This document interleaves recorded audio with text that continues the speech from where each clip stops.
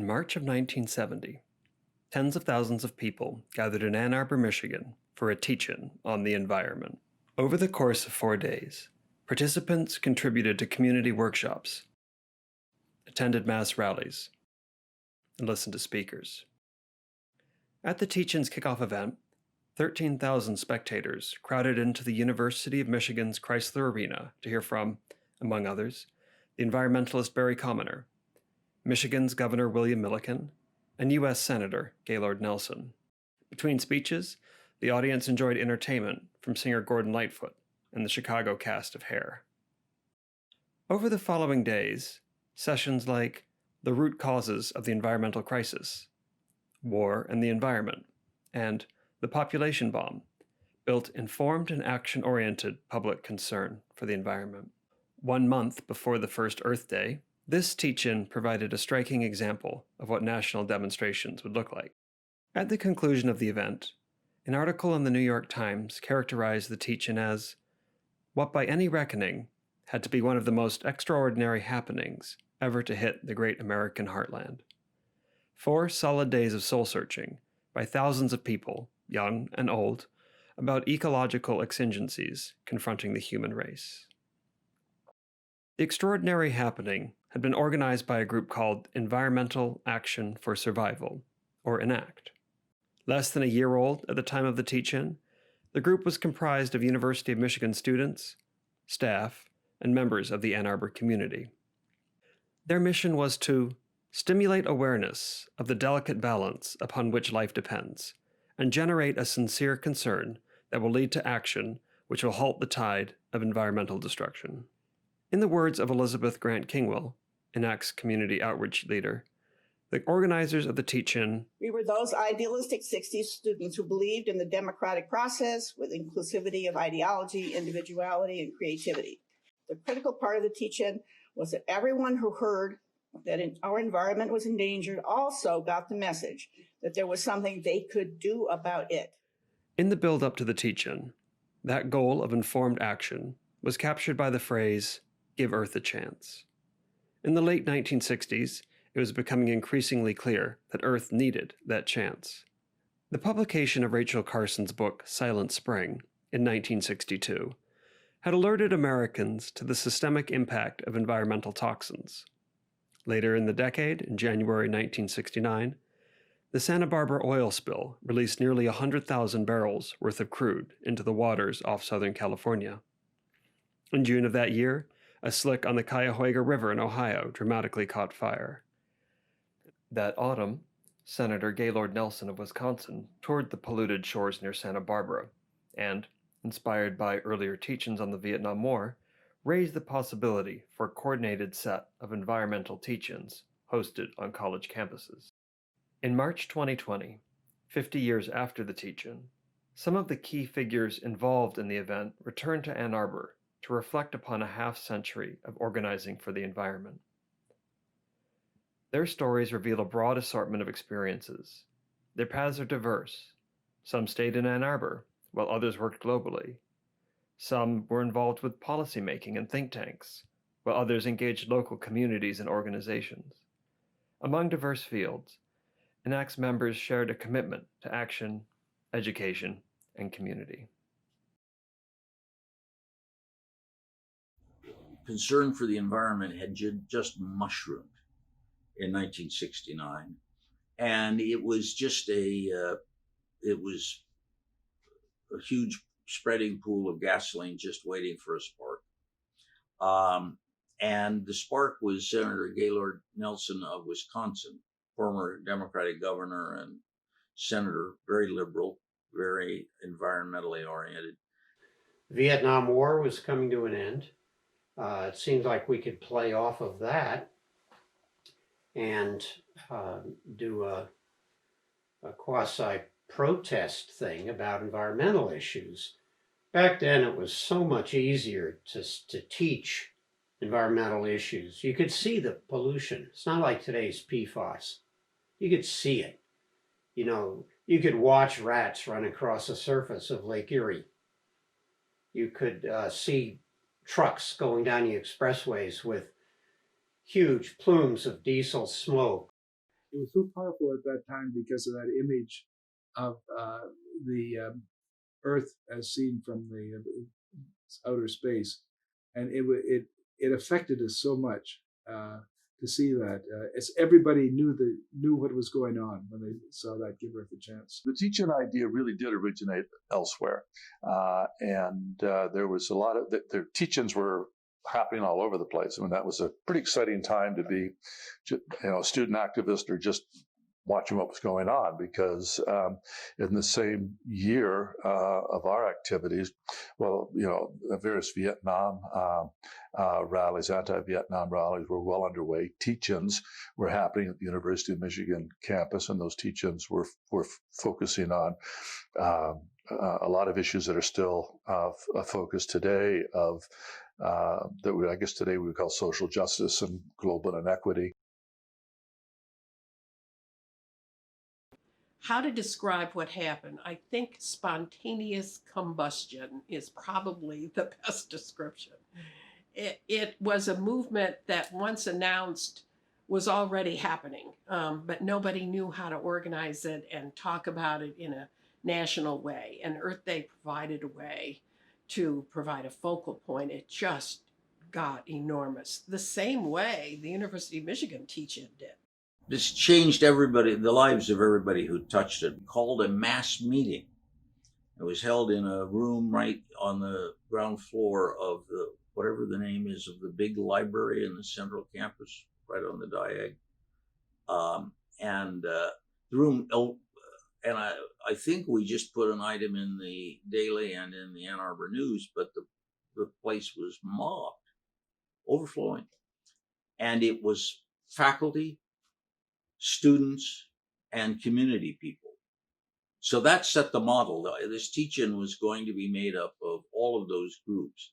ENACT was just something, I can't remember actually who came up with the name, but we wanted to have this word environment in there, and we wanted action.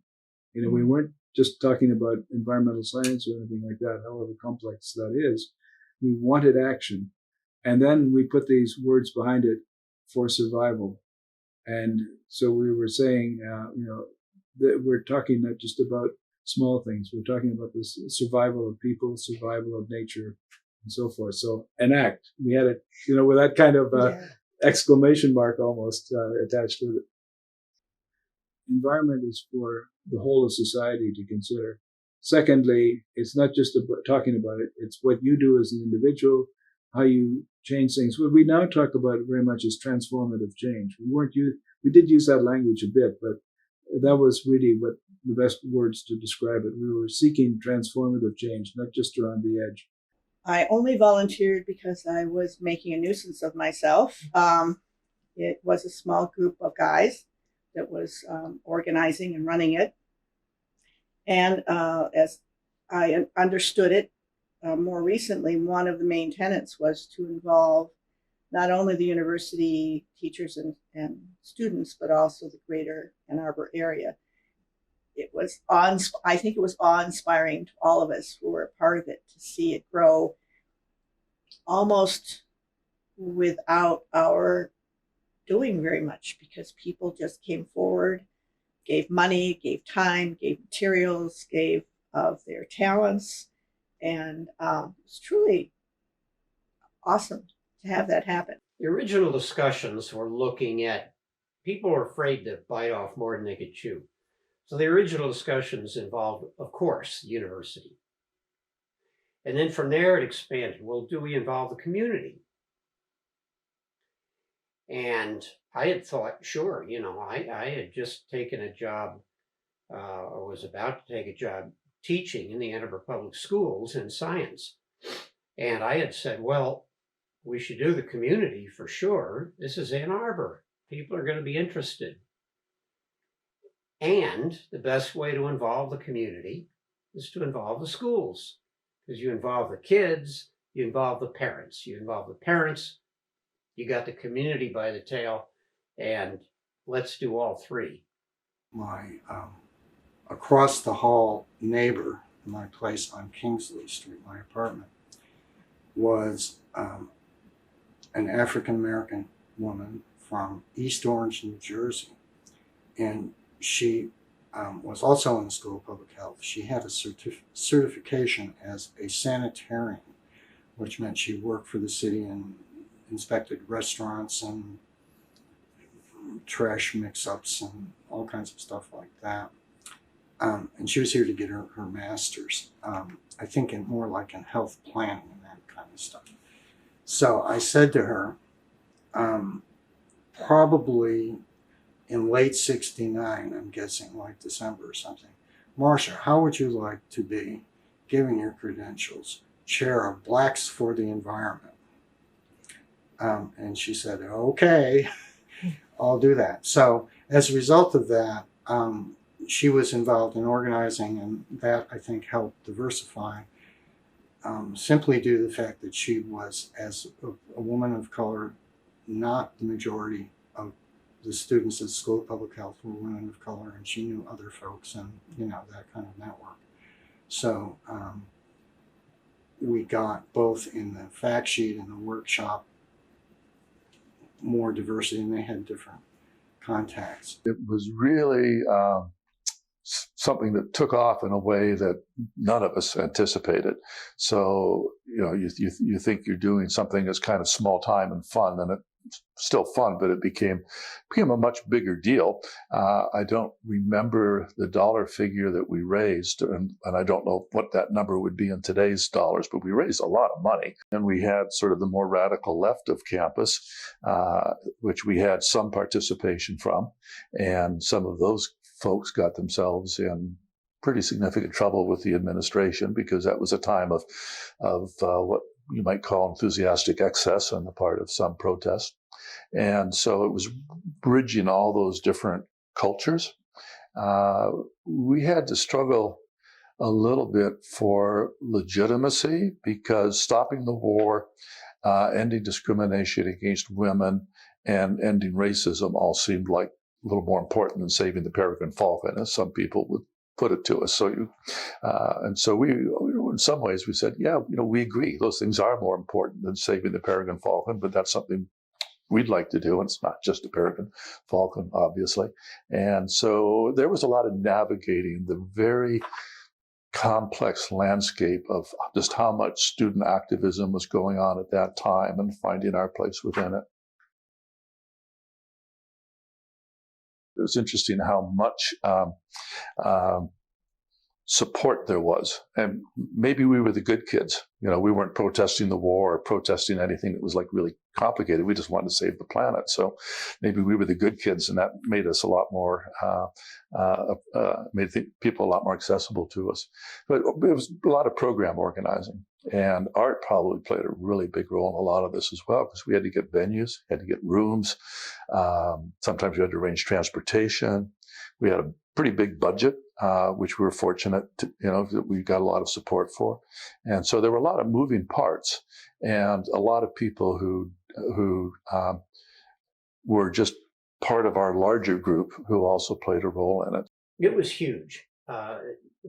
Kids jumped on it. We had teams of students going downtown and putting up these posters in storefronts. And we had kids liaisoning with the Ann Arbor News. We were very lucky because we had Doug Fulton, who was the Ann Arbor News outdoor education reporter. One of the things the kids got the greatest kick out of was selling buttons. And Art Hanson, our treasurer, and the ENACT staff gave the kids buckets of buttons. Kids took these down, sold them for 50 cents a piece. And people would say, oh, they're only 50 cents a piece. Well, we'll give you $2 a piece for them. So the kids were sure raked in the money.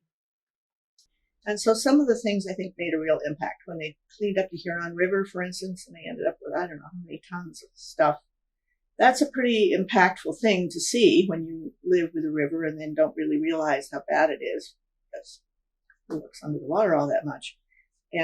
Or like glass recycling and just the volume of interest in that, or the school kids, I think, who took it on maybe as a mission or a lifestyle for the rest of their lives. I keep hearing about them who are certainly grown up adults, maybe even retired by now. The School of Public Health was interested in urban issues, the urban environment, and as opposed to some of the other more natural resources that were maybe interested in the Great Lakes or wildlife or issues like that.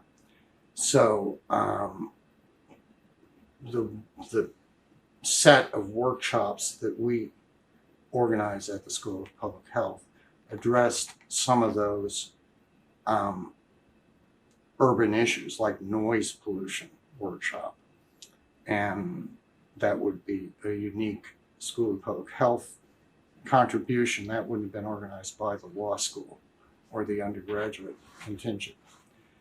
And it was the inroad to the what's now called environmental justice, of course, because even back then it was, everybody voiced that people in the cities were suffering the worst. So the one session I organized was called Environmental Scream Out. Will the environmental movement rob energy from the anti-war movement and the ghetto, which was the term then? We, from the beginning of ENACT, said that we saw this as a long-term and a short-term. The short-term was the teach-in, alerting the people, but what we saw was a need to have continuous action afterwards. And this was something that was really important from my point of view, because I saw the strength in the community itself, that people were eager to see some follow-up to it. Well, I was already in graduate school and environmental education, so that was already in motion. ENACT in particular, I think, gave me adult experience in the world of nonprofits, of speaking in front of people, of organizing, of being part of a team with a common mission that just worked. And something that just worked is really a great thing to be part of. I got married and I moved to the West, and my husband was, in the Forest Service. He basically took over the environmental education piece and told me that he could be the only one involved because it was a small town. So I had to go pick something else to do. And I went back to school, got a couple of degrees in psychology, and ended up doing that for the rest of my life. But I was also president of the Sierra Club, was part of boards of environmental groups in Durango. I've done a lot of just sort of participatory things through time. And right now I'm part of a geology club that is actually bringing science, or exposing people to good science lectures 3 times a month in Jackson, Wyoming. And I put those on the internet, and through YouTube, in terms of science education, they go around the world. This thing shows up in Geographic, and after it showed up, I entertained teams of educators, 3, 4, 5 educators, a couple times a month, once a month, couple times a month, from Japan, who'd seen this in Geographic and were so intrigued with the fact that the public schools were doing this, that they'd send a team over to see how the public schools are doing this. They were so education oriented. And it was a real kick for me to realize we'd had that kind of international significance, that Pioneer High School had received this international significance. It was great. And of course, the kids loved it. I worked in the environmental field for 28 or 30 years for national organizations in Washington. More on the environmental justice side, I worked, for instance, for the Urban Environment Conference, as I mentioned. It wasn't called environmental justice then, but it kind of was. After that, I went to the Rural Coalition, which was 90 organizations fighting rural poverty, national and local. And I was hired to be the natural resources director. So my role there was to work with our groups on how we can change natural resource policy to improve rural poverty, to alleviate rural poverty. So it's kind of that. And eventually I was the temporary director, the interim director for a while of that. And it was the same idea. The biggest contribution I think we had there is we got funding from the Joyce Foundation in Chicago and the Public Welfare Foundation in Washington. And we hired a hydrogeologist to do a study of the groundwater resources of the 7 Lakota nations. And we pointed out that in the Treaty of Fort Laramie, 1868, groundwater was not in it. And so then our staff person was worked for the Rural Coalition after he left the term for the Pine Ridge Nation Tribal Council, Ted Means, the famous Means family. And he took this around to each of the tribes and gave them this resource. So it was, I think, a real resource. And we saw in the DAPL fight groundwater. One of the things that I really felt strongly about by the time I left this campus was that I wanted to devote my career to understanding how you link the science knowledge to decision making in society, and so I basically have built my career around that. And I found it immensely helpful to join the Ford Foundation because, for example, my ultimate boss was the vice president for environment in the foundation. He had been the dean of a very big business school in the United States. And so I was having to deal with that side of the world, not just the science side of the world. And he understood both, even though he was a business dean. The other thing about it is that, and I really feel this is something that came out of my experience with the teaching, is that you have to work from what people often say, the grassroots. And you work up and you work down. And what became popular was this idea that you think globally, act locally. I was a lobbyist. I loved it. I spent 40 years in Washington, and I operated from Seattle, and where I moved in 1973 when I left the Wilderness Society and came to head the regional office of the Sierra Club for the Northwest. I then eventually ended up, after 18 years, in the headquarters of the Sierra Club in San Francisco, first as conservation director and then as associate executive director, number 2 guy on the staff. In 1979, for the first and only time, every environmental and conservation and wilderness organization in the country banded together in recognition that we were going to face an enormous challenge of protecting parks, wilderness, wildlife refuges, wild rivers, and wilderness areas in Alaska. Big scale. Our last best chance, which was our motto, to do it right, to preserve lands on a ecosystem basis. But what a piece of legislation. The single largest land and wildlife conservation law in the history of the world. It doubled. He lifted his pen from the parchment. It doubled the size of the national park system, doubled the size of the National Wildlife Refuge System, added, I think, 7,000 miles of wild rivers across Alaska, and designated 57 million acres of new wilderness areas within those parks and refuges, and some national forest areas in southeast Alaska on the Tongass National Forest. It was just extraordinary.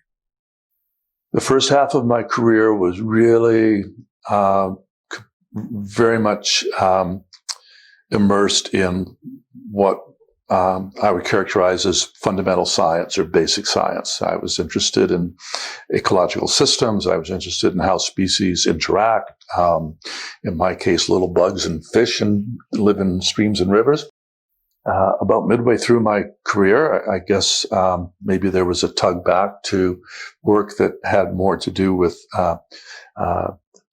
how humans are altering natural systems. But the whole field of ecology was sort of in a tension between doing highly valued fundamental research and, from the academic community's perspective, less highly valued applied research.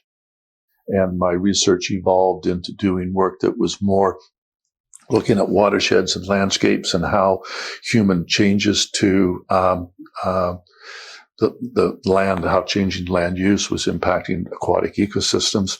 And so the second half of my career was still academic, still research grants and publications, but focused on work that had more applied drive behind a more applied focus to that work. As I recall, the ENACT steering committee had visions of 4 goals that we wanted to leave with. We wanted to leave behind us. One was an ecology center, which we did. One was some legislation, which we did. One was a more sensitized Ann Arbor community who would take it on themselves to act constructively and fix issues. And the fourth were schools. We wanted a curriculum embedded in the schools, which would include not only courses, coursework, but also facilities. I think we had the impact that the environment is a health issue as well, but kind of more specifically, I mean, overall, it wasn't a contention between the natural resources angle and our angle, but I think we voiced that pretty well. And in retrospect, and I'm saying not 50 years retrospect, but even after the workshop, some of the, as we called it, inner city issues or urban issues got out there and were discussed. After the teach-in, one of the reporters who covered it, who I had known and dealt with in Washington, was Luther Carter from Science magazine. And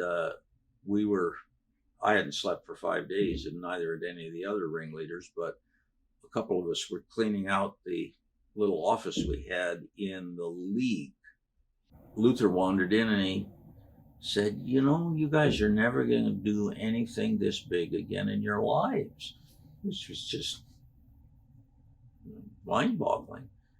Well, I did, because I had a part of the Alaska Land Center. I think that the Earth Day kind of set the stage and the tone of thinking. It was a drastically different way after Earth Day, April 22nd, and ENACT itself was very important in getting us there because we were the test case. And you could say the test case dummies, I suppose, too, because we didn't know what we were doing. In many ways, the proudest thing is having helped to put in place, without lifting more than a little finger on it, but giving some money from our proceeds was to the Ecology Action Center. Because I think that working with the community, and particularly in university towns, working between community and campus, town and gown, as it's often called, but keeping that moving and building understanding, and that's so necessary.